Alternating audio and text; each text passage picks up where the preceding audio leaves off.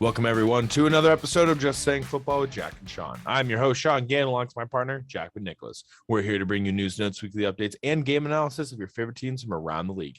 Not had the chance, go check out our website at justsayingfootball.com and follow us on Instagram at justsaying, for article and video updates.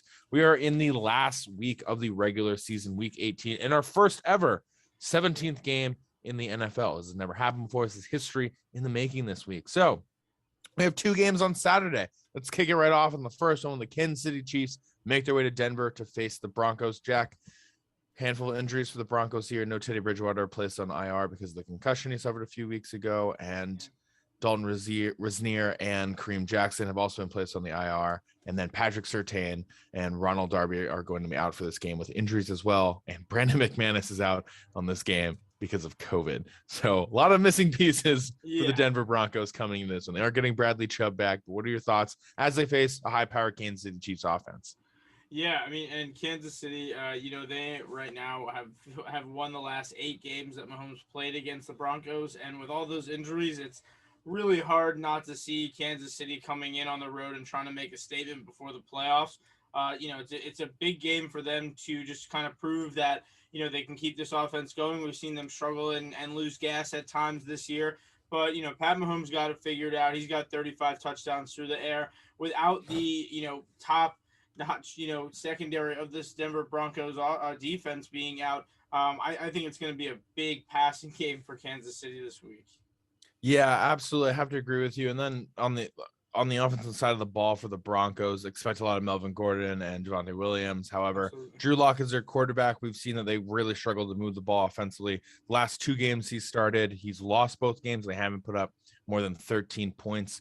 You're not going to win the game against Kansas City if you're only putting up 13 points.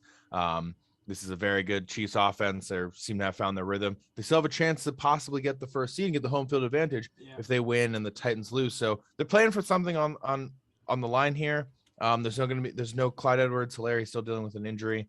So expect a lot of Darrell Williams in this one, but I got to go with Kansas City as well. Just that all the defensive losses for the Broncos and the offensive losses right now, just building up this late in the season. I expect Kansas City to beat them pretty easily, honestly. Yeah, and Kansas City's favored right now at 11.5, and it's just crazy because I think that the spread would be a little bit closer on this game if the Denver Broncos were able to have a full healthy team, especially if Teddy Bridgewater was playing. Obviously, I feel like this team is a quarterback away from being successful, and competing. We saw a lot of flashes of that this year. But, Kansas City, even though they had a loss to the Bengals last week, that's a good team, and I think that they can take this on the road and like I said, make a huge statement before the playoffs with, Hill and Kelsey just doing as good as they are every week. It's hard to shut that down when you don't have a secondary. Yep, absolutely. And Kansas City did get the win the first time when they played earlier in the season. Yeah. Moving on, we have the Dallas Cowboys making their way to Philly to take on the Eagles. Now, both these teams are in the playoffs. Yeah. Sadly, the Giants are not. I'm sorry, buddy, but what are your thoughts in this game as these two NFC East opponents face off? Yeah, both of these teams, in a division that's not well respected, the NFC East, usually you got somebody squeaking in there with, a weird record, but here they are, both of these teams, the Eagles 9-7, Dallas 11-5, an impressive season for them. But the Eagles, they're hot right now, even though they had lost to Dallas, earlier this season. Back in week 3 and Dallas beat them 41-21. I think that Dallas has been doing pretty well against them, especially with Dak coming back, having just an absolutely great season. I think that he's like the comeback player of the year right now. I think this Dallas team really has it figured out. They're the best, offense when it comes to scoring, 29.9 a game. And their defense right now is 7th best. They have the 3rd best passing game. It's just very impressive what they've been able to do this year. Yeah, I absolutely agree with you. I think this is going to be an intense game because it's the end of the season. Both these teams are going into the playoffs. You want to get a win against your division opponent. You want to just put some respect in your name, in your division, stuff like that. But no Micah Parsons in this one, and no Tyron Smith or Anthony Brown. They're all put on the COVID list. This is a huge loss for the offensive line against a defensive front that's been playing really, really well all season. People are kind of sleeping on the Eagles defense and how well they've been playing at moments.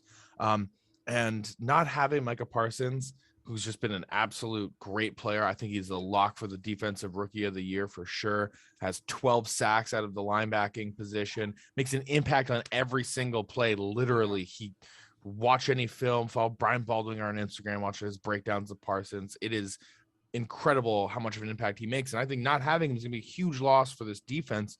I think the Eagles are going to surprise and get a win, honestly. I think that's, you're losing the leader of your defense. You're losing the guy who's making impact plays every single play of the game. It's like when Roquan Smith is out for the Bears defense.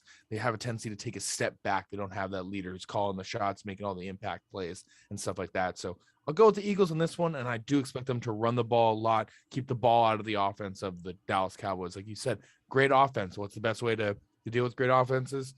Keep them on the sidelines. Don't even let them get on the field. Don't even let them get to work. So I'm going to go with the Eagles.